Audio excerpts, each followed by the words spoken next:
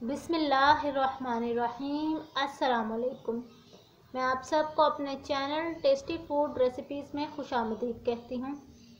Viewers, आज की इस वीडियो में मैं आपके साथ किसी भी खाने की रेसिपी नहीं शेयर करने जा रही, बल्कि मैं आपके साथ शेयर करूँगी अपने नए ओवन की डिस्क्रिप्शन।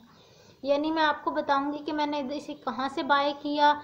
अगर आपने लेस प्राइस में ओवन बाय करना है या कोई भी इलेक्ट्रिकल जो पुर्जे वगैरह हैं या मशीनें बाय करनी है, तो वो आप कहाँ से बाय करें अगर आप पाकिस्तान में रह रहे हैं तो।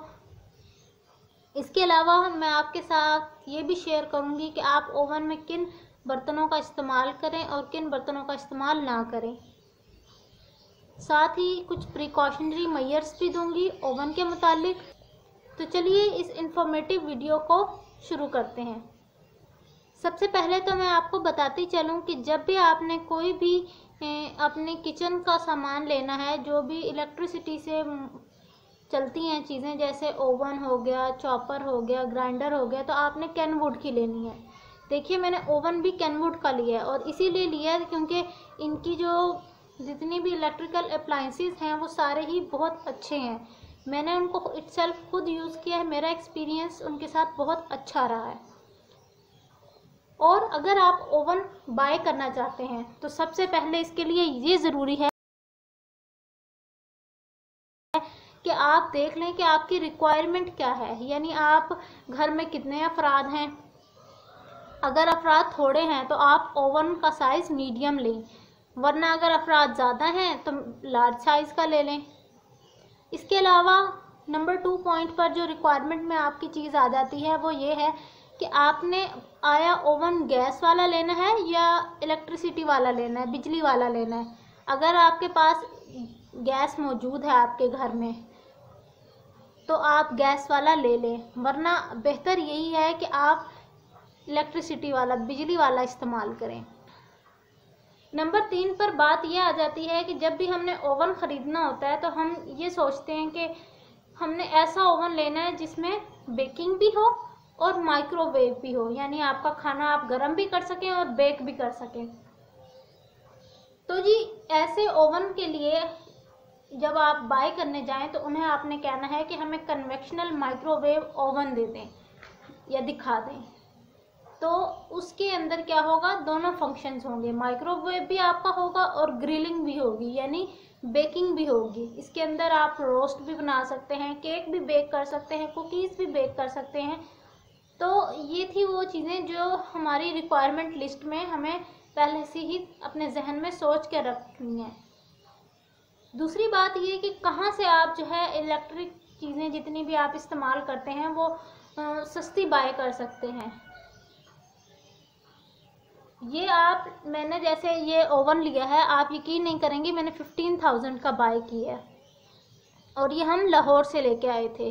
जितनी भी इलेक्ट्रिक चीज़ें लेनी हैं, जो भी बाय करनी है, इंस्टेड ऑफ कि आपने वो किचन की ना हो, बेशक कोई सी भी हो, चाहे वो कोई मशीन है, क्या कोई भी चीज़ है, वो आपने लाहौर से बाय करनी है क्योंकि वहाँ से बहुत रीज़नेबल प्राइस में आपको चीज़ें मिल जाती हैं।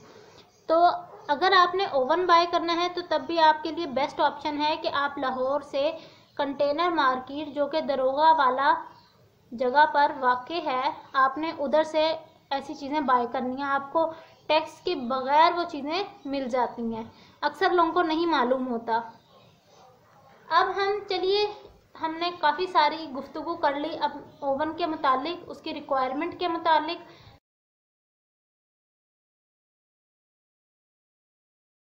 अब मैं आपको अपने ओवन की वर्किंग बताऊंगी और ये भी बताऊंगी कि किस तरह आपने अपने ओवन को इस्तेमाल करना है कि वो ख़राब ना हो।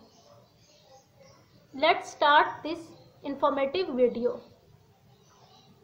फर्स्ट ऑफ ऑल तो देखिए, मैं आपको इसके कुछ बटन्स के मुतालिक बताऊंगी कि इसके जो फंक्शंस हैं उनको आपने कैसे यूज़ करना है।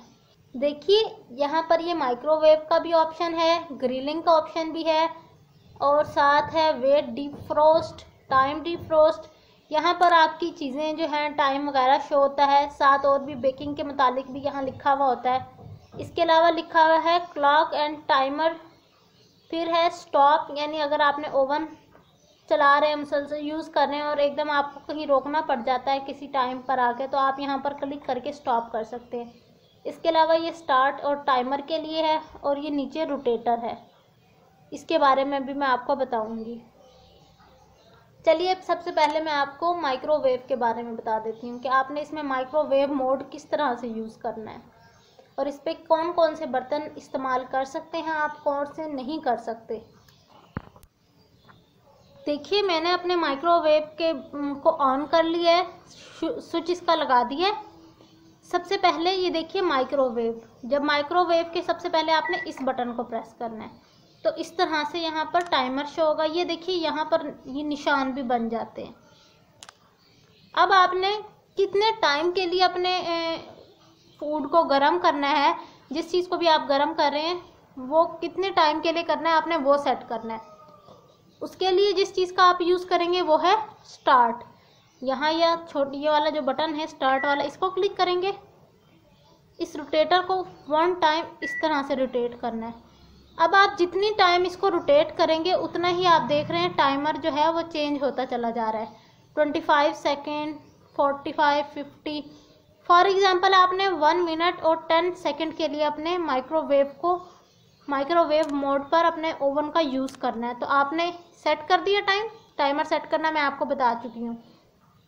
फिर आपने अगेन इसी बटन को क्लिक करना है जिस पर स्टार्ट भी लिखा हुआ है और टाइमर का भी लिखा हुआ है स्टार्ट। तो आपका ओवन है वो किस चीज़ पर स्टार्ट हो जाता है, माइक्रोवेव मोड पर।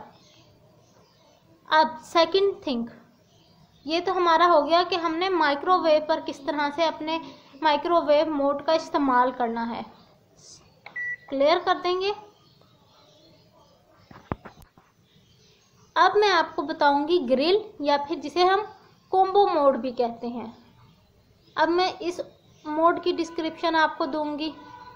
अगर आपने अपना ग्रिल करना है यानी आपने रोस्ट बनाना है तो आपने इसको पे 1 टाइम इस तरह क्लिक करना है, तो आपकी स्क्रीन पर क्या शो होगा, जी लिखा हुआ। जी का मतलब ये है कि आपको ओवन रेडी हो चुका है ग्रिलिंग मोड के लिए। फिर वही स्टेप टाइमर शो करना है, टाइमर कितना चाहिए आपको, आया आप कितना टाइम के लिए अपने रोस्ट को ग्रिल करना चाहते हैं। जितने टाइम के लिए भी आप चाहते हैं उतना टाइम आप सेट कर लें और फिर अपने ओवन को स्टार्ट कर दें।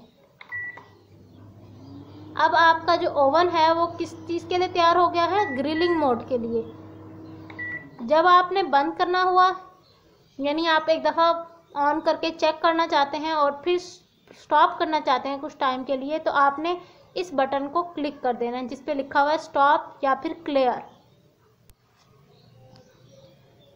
ग्रिलिंग मोड तो मैंने आपको बता दिया। अब हम बताएंगे आपको कॉम्बो मोड के बारे में। देखिए जब हम ग्रिल को क्लिक करते हैं तो एक दफ़ा जी आ जाता है, सेकंड टाइम आप क्लिक करेंगे तो C1 आएगा। जिसका क्या मतलब है, जिसका मतलब ये है कि इस मोड पर आपकी कुकिंग ज़्यादा होगी और ब्राउनिंग कम होगी, यानी जो चीज़ आप बना रहे हैं वो अंदर से अच्छे से कुक ज़्यादा होगी, बाहर से उसके कलर जो है वो ब्राउन नहीं होगा इतना ज़्यादा, यानी more cooking and less browning. Second mode अब C1 के लिए भी आपने वही सेम प्रोसीजर अप्लाई करना है कि स्टार्ट पर क्लिक करके टाइमर सेट कर देना है और फिर स्टार्ट को क्लिक करके अपना जो ओवन है उसको C1 मोड पर स्टार्ट कर देना है। इस मोड पर आप केक, कुकीज़, इस तरह की चीज़ें जो हैं बेक कर सकते हैं। चलिए अब मैं आपको C2 मोड के बारे में बताती हूँ। जो C2 मोड है उसको भी आपने किस लिए यूज़ करना है कि जब आपने लेस कुकिंग करनी है और अपनी ब्राउनिंग ज़्यादा करनी है। तो ये था हमारा कॉम्बो और ग्रिल मोड। अब हम बात करते हैं इसके बर्तनों के बारे में कि अगर आपने ग्रिल मोड पर ग्रिलिंग करनी है तो उसके लिए आप कौन से यूटेंसिल्स का यूज़ करेंगे, और जो कॉम्बो मोड के लिए अगर आपने कोई यूटेंसिल्स, किन यूटेंसिल्स का यूज़ करना है। देखिए ग्रिलिंग मोड के लिए आपको इस तरह से एक ग्रिल स्टैंड मिलता है, आप इसका यूज़ करके अपने फूड को इजीली ग्रिल कर सकते हैं। अब जब बात आती है कॉम्बो मोड की, तो कॉम्बो मोड के लिए हमें डिफरेंट तरह के बेकिंग मोल्ड्स मिलते हैं जो कुछ यूं होते हैं। बाज़ औक़ात ये कपकेक्स बनाने के लिए इस मोल्ड का इस्तेमाल किया जाता है, क्योंकि कॉम्बो मोड पर आप अपनी बेकिंग भी कर सकते हैं। ये यूज़ किए जाते हैं अमूमन कपकेक्स बनाने के लिए। इसके अलावा अगर हम बात करें पिज़्ज़ा की, तो पिज़्ज़ा के लिए हम इस तरह के मोल्ड्स का इस्तेमाल करते हैं। सिंपली हम इस मोल्ड को इसके ऊपर रख देंगे और अपने पिज़्ज़ा को बेक कर लेंगे। बाज़ औक़ात ये होता है कि हमारा जो पिज़्ज़ा है वो इस मोल्ड के साथ अटैच हो जाता है और वो गर्म भी होता है ज़्यादा, तो इसके लिए हम यूज़ करेंगे इस स्टैंड का, जिसको हम स्पैचुला कहा जाता है। इस स्पून का यूज़ करेंगे जिसे हम क्या कहते हैं, स्पैचुला। इसकी मदद से हम अपना केक या फिर जो पिज़्ज़ा होता है उसको इजीली। ये था हमारा ग्रिल या फिर जिसे हम कॉम्बो मोड कहते हैं वो। अब मैं आपको बताऊंगी कि अगर जैसे हमारे घर अचानक से मेहमान आ जाते हैं और हमें चिकन जो है वो डीफ्रोस्ट यानी बर्फ़ से निकाल कर, फ्रीज़र में से निकाल कर उसको नॉर्मल टेम्परेचर पर लाना हो, तो उसके लिए आप कौन सा बटन का इस्तेमाल करें और ओवन में आप किस तरह से डीफ्रोस्ट कर सकते हैं। अब थर्ड पॉइंट जो कि है वेट डीफ्रोस्ट, इसका इस्तेमाल किया जाता है। जैसे कि आपने क्या आपने करना है, इसकी मदद से आपने अपना चिकन डीफ्रोस्ट कर सकते हैं या बीफ डीफ्रोस्ट कर सकते हैं क्विकली। ये थे वो कुछ मोड जिनका इस्तेमाल हमारी डेली रूटीन में किया जाता है। लेकिन क्योंकि हमारा ओवन से इतना ज़्यादा वास्ता नहीं पड़ता, यानी इतना ज़्यादा हमने कभी ओवन का यूज़ ही नहीं किया होता, तो इसलिए हमें पता नहीं होता कि हम कौन सा मोड किस तरह से इस्तेमाल करें। जब इंशाल्लाह आप मेरी वीडियो को एंड तक देखेंगे तो आपको ओवन के बारे में A to Z सब कुछ मालूम हो जाएगा।